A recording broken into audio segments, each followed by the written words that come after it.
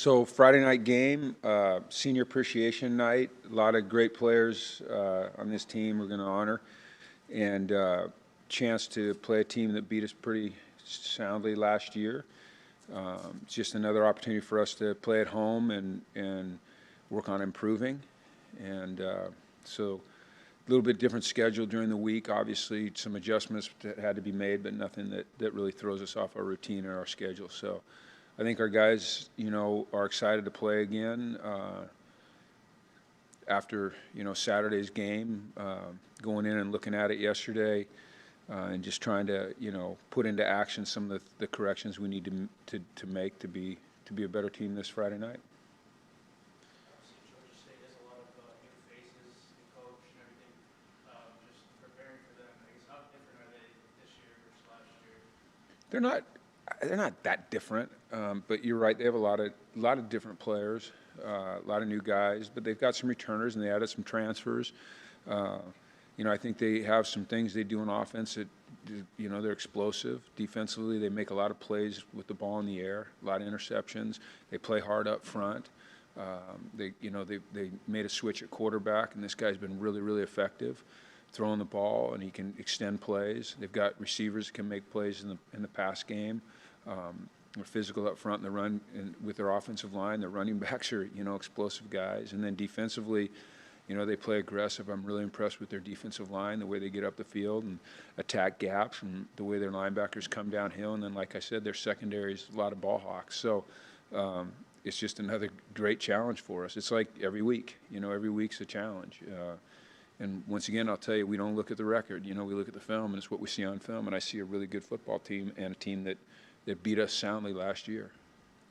Jim, what's your message to the seniors, the guys who are playing their last home game, and especially the guys who've been here a while and stuck things out here through good times and bad? My message this week, Tom, quite frankly, is senior night's great, and it's great for your parents, but our focus is on winning the football game. We still have a lot of work to do.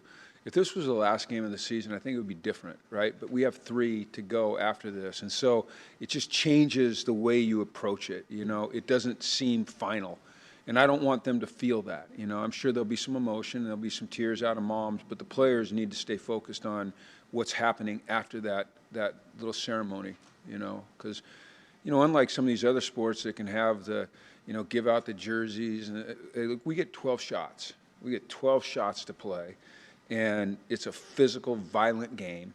And if your mind's not right, you have a chance not only to lose, but to get hurt. So football is different than all those other sports when it comes to the senior appreciation night. As a matter of fact, I wish that we didn't have it and that we could just honor them at our end-of-year banquet. That would make more sense to me. But I don't know that would go over well with the moms. So we'll just keep having senior appreciation night. Chase makes his team-high 45th start in this game. You've had him for 3 years. How do you see his improvement in all parts of this game? He's just become very consistent as a football player, very dependable. You can count on him to work hard every day. You can count on him to have a great attitude. I can count on him in meetings. You're standing in a meeting, you're talking to the team, and sometimes you're looking for affirmation that people are understanding what you're saying, and Chase is the shake your head guy. So whenever I'm like, am I getting through, I just look at Chase and he shakes his head and I'm like, okay, I guess I'm doing okay, So he's such a great person. He's a great human being. Just been fortunate to spend this time with him, and excited for the next 4 weeks. Sometimes in basketball, when you're in a slump, you just need to go to the foul line and see a shot go in. Can it be like that for a running game? I mean, when all of a sudden you break one big run, is there just a different adrenaline or attention to detail? Yes, we can do it. Yeah, I don't think we ever lost confidence or felt like we were in a slump running the ball.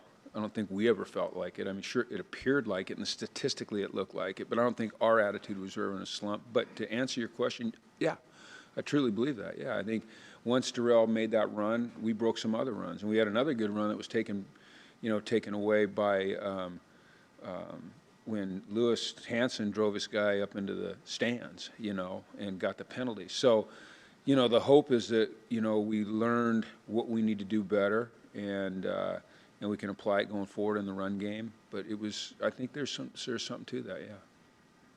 Jim, what changes in your preparation when you have one less day? We brought him in yesterday and, got that game out of the way so that this morning we could get on to Georgia State. But other than that, not a lot.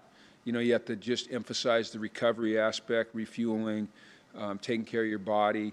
You still got to get the work in, and, you can't expect to practice soft and play hard, so we're going to practice hard. That's what we do. But, we don't talk about it a lot. We're a routine-oriented team, and when we get into that last 48 hours, we are like clockwork in what we do. Were you satisfied with the play you got at left guard? Yeah, well, we moved Chris Fortin over to left guard and played Brady at right guard. Yeah, so that's the adjustment we made. So, yes, I was fairly pleased with right guard, although we did give up that sack after the great acting job where he, flopped. Do you remember that play? Yeah. And I think Brady's a guy that'll keep getting better and better and better, and then having Kyle Juergens to rotate in there. I mean, they're good players. They're both dependable players, and Kyle's got a little more experience than Brady, but Brady's really come on, has really matured in the last 3 years. Excited about his potential as he plays more. Because you have 3 games after this, does the 6 wins, the bowl eligibility, is that anything you want? It will not be addressed. No. With Nick, yes, during practice, how much time do you spend with him? Obviously, he's reading defenses and live and making plays, but how much does he really focus on those types of things? About 2 hours and 15 minutes a day on the field and about 4 hours a day in practice. And every morning he gets up and spends 2 hours on his own watching film. So about 8 hours a day he works on that. That's typical for, yeah. If quarterbacks don't work harder and longer than the other players on your team, they're not going to be good quarterbacks. It's a unique position. It takes more. You have to know more. You have to understand more. Nick is a developing player. And I don't want to keep saying this over and over because it'll get redundant and it'll start to lose credibility, but he's still a young developing player who hasn't played a lot in college ball. He had a fantastic week of practice last week. Went out and didn't play his best game. But that doesn't mean, it's kind of like we talked about last week, that week that he had of practice isn't going to carry over and help him become a better player. So we just keep working with him and working with him and working with him, and he gets better as the games go on, which I think is a real positive sign. The ups and downs in quarterback play, especially a young quarterback, are kind of expected, right? I mean, they need to learn things. They need reps. That's one of those positions where you have to see it over and over again. I know when you're scouting in the NFL and you're looking at college quarterbacks, one of the things you look for is how many starts does this guy have? How many balls has he thrown? How many balls has he completed? Those are important things when you evaluate a quarterback. You want guys that there are metrics that will tell you the success rate of quarterbacks that have a certain amount of repetitions in college and their success in the pros versus guys that don't. And I don't know what the direct correlation is. I used to know, but there is a correlation there, and it's the same at this level. You mentioned last year's game against Georgia State a couple times. How much do you bring that up to the team, this sort of motivation thing? I don't. Don't even mention it. No. I just don't. I'm not. It doesn't matter. Like T.J. Sheffield, Skylar Bell, Easy, Shamar, Darrell, Mel, Jaden, they weren't here, and their team's a whole new team, so it just doesn't matter. It's irrelevant. Although I mentioned it, I know you did. As I was giving you an answer, I realized how stupid I sounded. So. Route did bring it up though, because he said, it's his hometown and everything. Yeah. So he took it a little personal, but obviously it's just his hometown, a little bit of connection. Maybe for the Georgia kids, maybe it has significance. But I've found the best thing for us to do is just focus on preparing the best that we can prepare, doing the work, being detailed, creating the right mindset to go, play our best against whoever, whenever, wherever. And I think that gives us as a team the best chance to have success. Have you seen Skylar maintain a certain focus, even though things aren't always going his way? He seems to always be a threat for you guys, so it seems like he's mentally there. Yeah, I mean, he practices really hard. He's always focused in practice. He knows his assignments. He's a willing blocker. If he gets frustrated, which I'm sure, he does, typically receivers get a little frustrated when they're not having the ball fed to him as much. He doesn't show it. He cheers on his opponents. And then when he had a chance to go make that play, he made that play, which is huge, when you're a Skylar Bell and you're averaging over 20 yards a catch, people are they're gonna, find ways to try to take you away.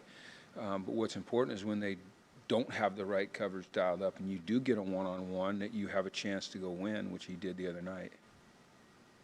When you lost Jackson Mitchell last year, I know I questioned, well, geez, what are they gonna do at linebacker now? He's such a huge presence, but you seem to have filled that void incredibly well. Can you just talk about this linebacker group and how well they're playing? Yeah, well, the first thing is the development of Tui. He's the 2-year starter now, and he got to play with Jackson last year.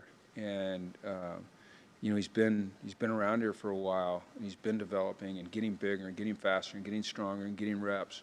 And he's really become a good football player for us this year, a really good football player. And then when you bring in a guy like Jaden McDonald, who has a ton of snaps and has a ton of tackles and has played in really good defenses, that gives you, and he learns your system, and it kind of fits his skill set.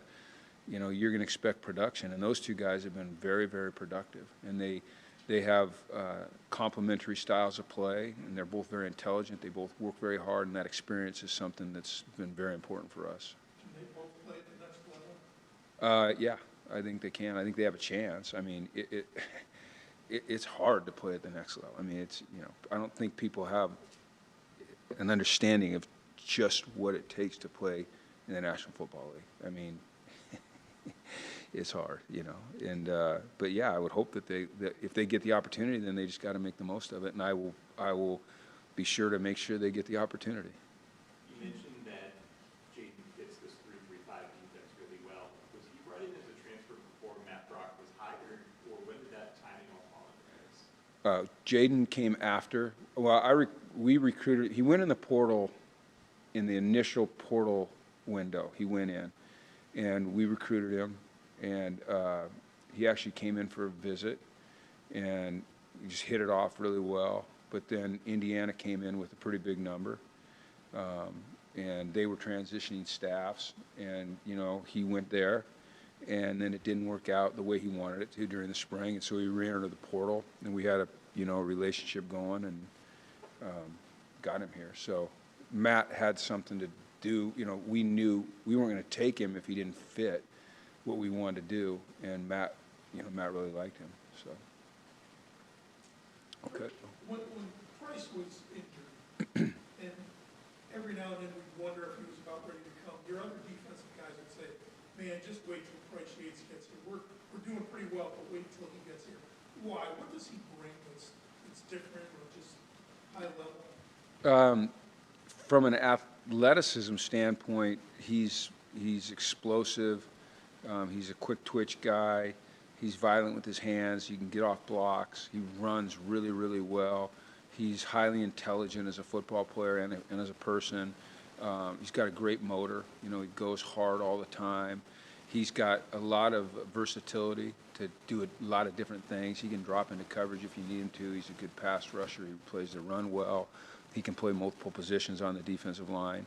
And then, with your defensive line, I think it's the toughest position from like a physically demanding standpoint to play on the football field. You're taking on these big guys that are double teaming you and trying to roll you out of there, and every play is just like a wrestling match, full speed, full contact wrestling match. And so having another body in there that's a really good player gives us a chance to rest some guys. You'd like your defensive line to play less than 50 snaps a game. And so having a guy like Price gives us a chance to give some other guys a break. And the rotation's been good up there. Okay, thanks everyone. Have a good day. Thanks for coming out on Monday. Appreciate it.